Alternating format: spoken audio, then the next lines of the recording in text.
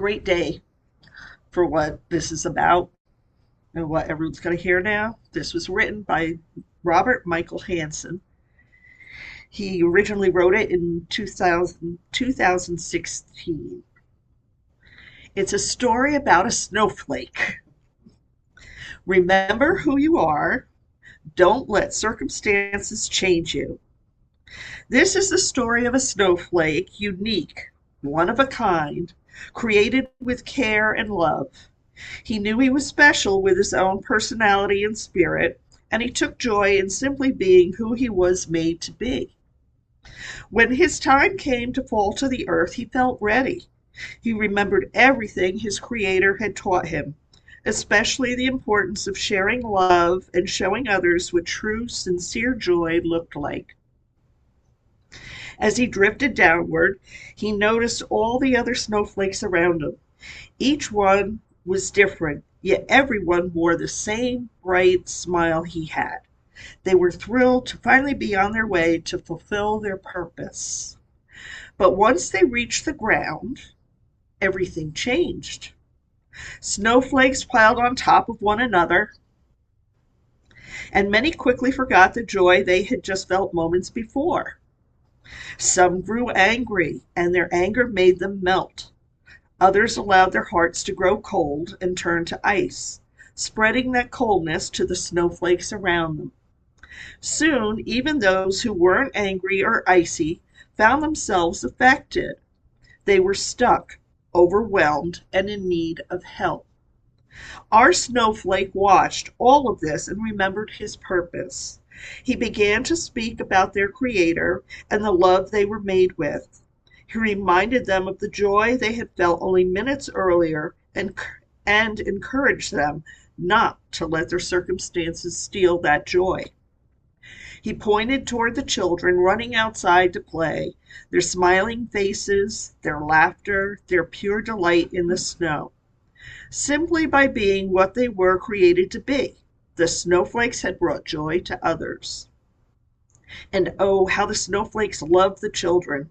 Their giggles, their sleds, even their playful screams. It all reminded our snowflake of the Creator's love and the lessons he had been taught. Then the weather changed again. Warmer air arrived, and the snowflakes transformed into drops of rain. But their purpose stayed the same. Whether as snow or rain, they were made to nourish the earth, to sustain life, and to bring joy and love wherever they went. Sometimes this meant enduring hard situations or changing form entirely. But those who remembered their purpose remained strong and loving through it all. Like the snowflake, we are a community created by the same loving hands, each with our own unique personality and gifts. Our circumstances shift, and not everyone will hear us the same way. What reaches one heart may not reach another. That's why we learn to adapt, speaking love in a language others can understand. Our calling is not to judge, but to love. When we live out the purpose our Creator gave us, He uses us to open the eyes and hearts of those around us.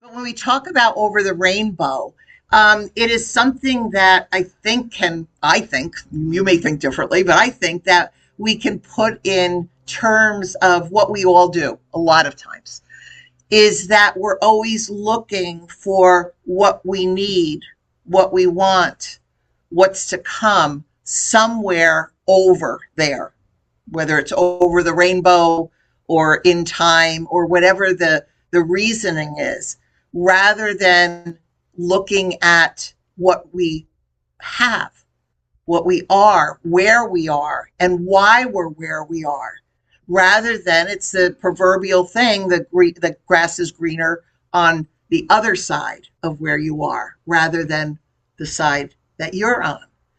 So when I look at things like those phrases over the rainbow, when I look at the Wizard of Oz in terms of the story, it makes a lot of sense to me in the sense of kind of mirroring what we all go through in our life at some point or another.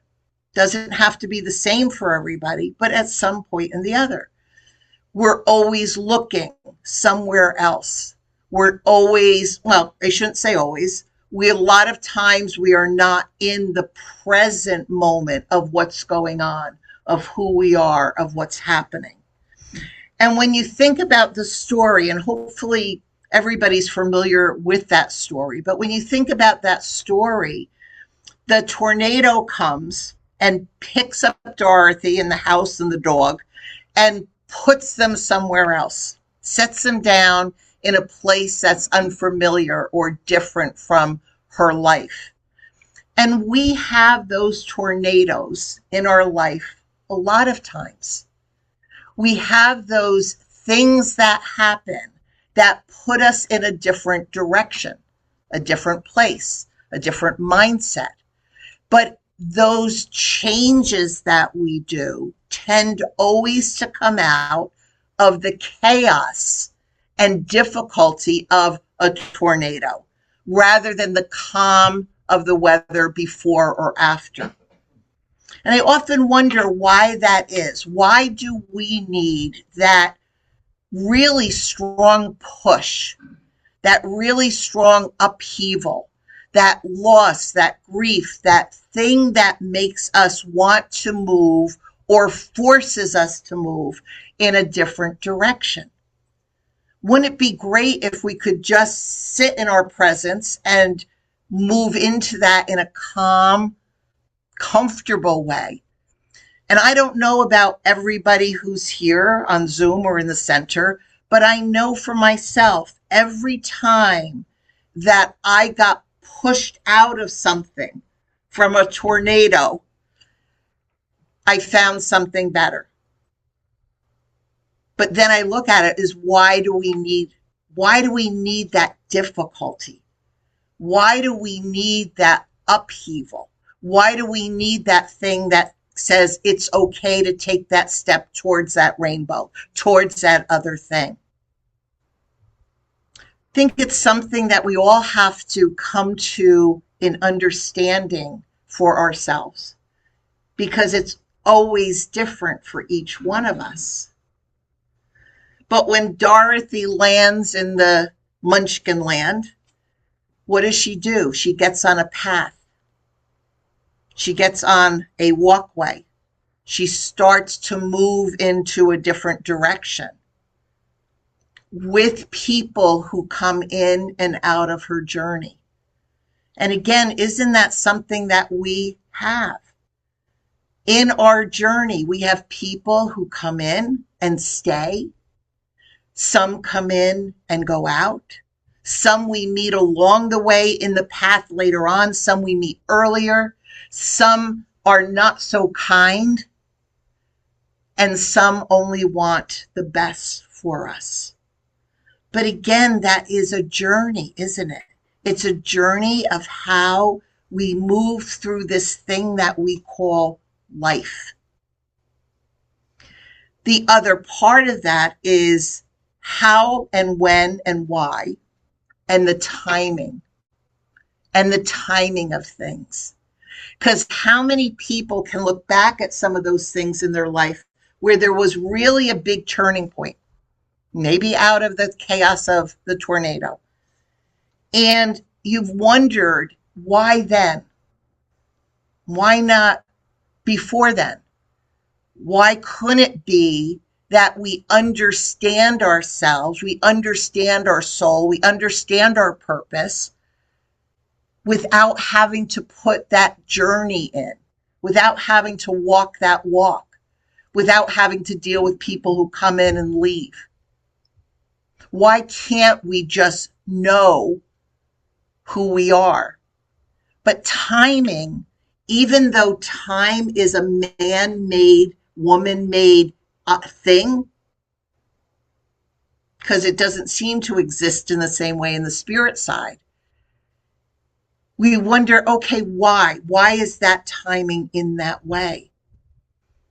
And a lot of times, I know I do, I look at time as the enemy, right? Got to get done, got to do this, got to get everything finished, have to move to that next thing. It kind of feels like the enemy. We look at what's going on this weekend with the sports, the Super Bowl here in the United States and the Olympics around the world. Look at the timing. People are winning, losing by hundreds, thousands of a second. We put that sense of timing in, and sometimes we feel it's too much. We can't do it all. Why can't we understand our purpose? Why does it take all of the struggle and the time and the effort?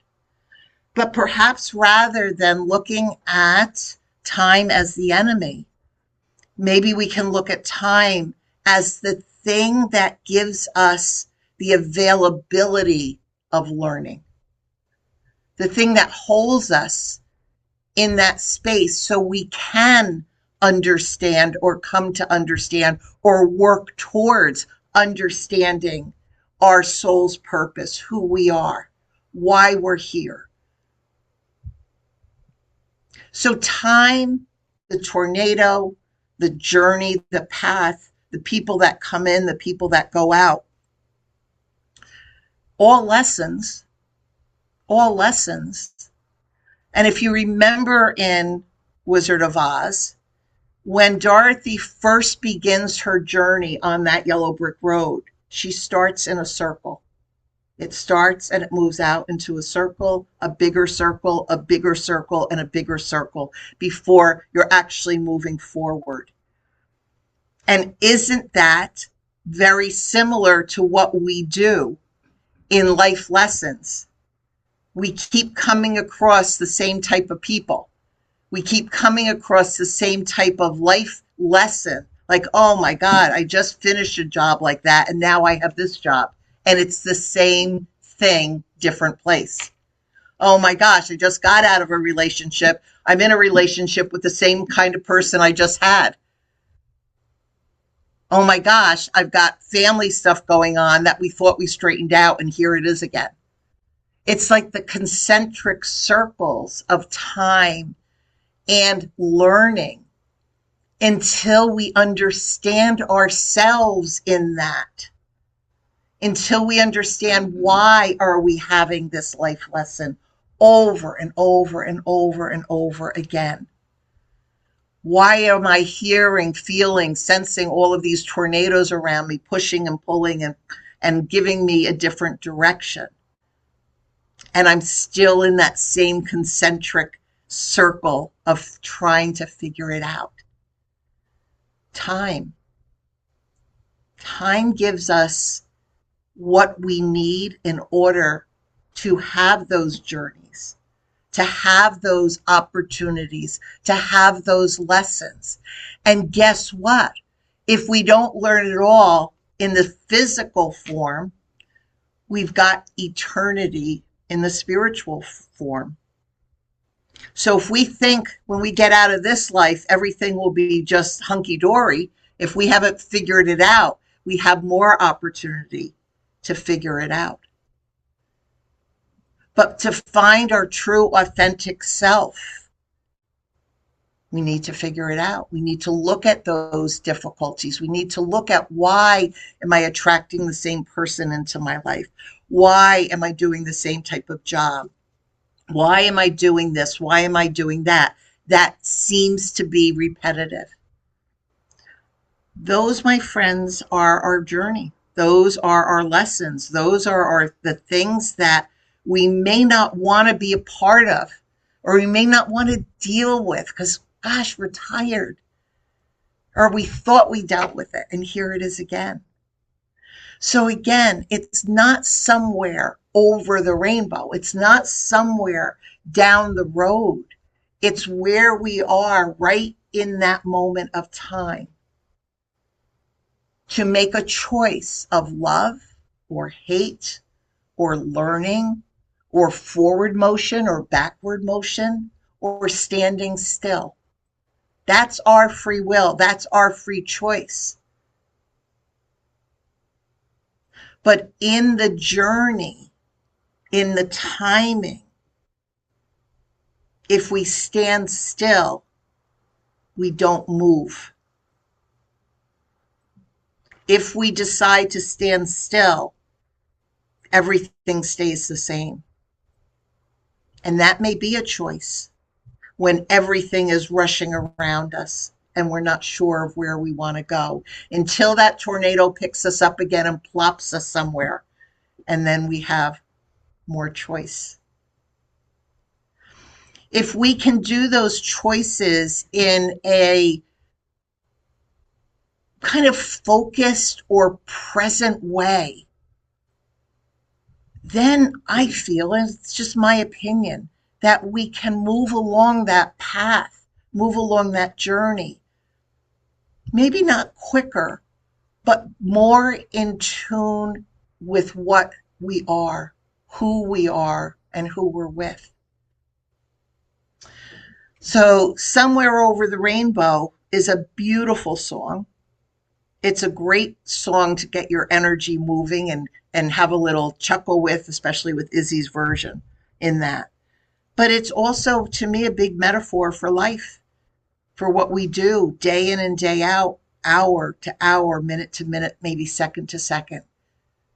There's journeys, there's difficulties, there's good things, there's difficult things. But we are the person that decides, do we take that step? We're that person that decides, okay, I've been plopped down right here. Do I go right or left? We're the ones that make that decision. But the wonderful and beautiful thing about it is if we make a decision that doesn't work out, we get to make another one. And we forget that a lot of times because we've been taught, listen, stick to what you do, stick to this, stick to that. All well and good, but if something's not working, it's not so all well and good. We get to choose again and again and again, as long as we're present in the walk, as long as we're looking at our next step as we take it, as long as we aren't afraid of the woods and the apple tree and the wicked witch and the flying monkeys, because they're all out there. And it can either put us in our fear and keep us tiny, or we can say, I see you, I'm acknowledging I'm not comfortable, but I'm going to take that next step anyway. So we have a wonderful gift called life. It may not always go in the direction we're anticipating, but we have this wonderful gift called life. And life after life, meaning that when our physical journey is done, who we are, what we've learned, what we've grown from, still continues. So that to me is not worrying about what's over there. To me is, how do I get there with my choices? How do I keep walking one step at a time, even though I may get misdirected? What is my choice in the time that I have? And then perhaps at one point in our physical life or in our spiritual life, we can say, I've arrived. So think about it. You don't have to agree with me by any means, but think about it. Think about where you are. Think about what you want. Think about how you can move to in that direction. And if that tornado picks you up in the middle of that, perhaps you say, thank goodness. Thank goodness, because now I can look at a different direction. So thank you, everybody, for your attention and for sharing this little journey of the Golden Brick Road with me and your life. So thank you.